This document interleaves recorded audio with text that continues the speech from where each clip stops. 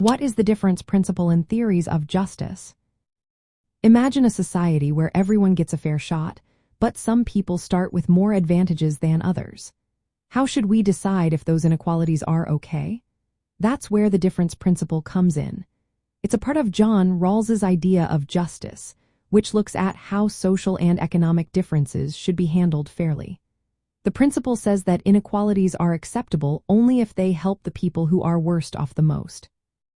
So, if a richer person gets more money, it should be because it makes life better for those with the least resources. Rawls's theory has two main rules. The first guarantees everyone basic freedoms like free speech and voting. The second rule has two parts. One is the difference principle, which focuses on improving conditions for the least advantaged. The other is the rule of fair equality of opportunity, meaning everyone should have a fair chance to get good jobs and positions, no matter their background.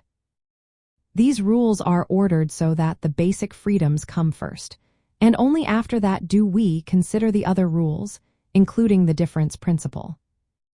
This principle mainly applies to how society's main institutions work, not individual transactions. It's about making sure that social rules and policies, like taxes or education, are designed to help those who need it most. For example, higher taxes on the wealthy can fund social programs that give everyone a better chance. It's about fairness, not just equal treatment, but making sure the most vulnerable are supported. In ethical terms, the difference principle shows a commitment to fairness by prioritizing the well-being of the least advantaged. It recognizes that some inequalities are okay if they help those who are struggling the most. This idea influences policies like social welfare, minimum wages, and access to education. It pushes societies to create systems where growth benefits everyone, especially those at the bottom. In simple words, the difference principle is a guide for justice that says inequalities are fine only if they make life better for the worst off. It's about fairness in society's rules and making sure that social and economic differences work to lift up those who need it most.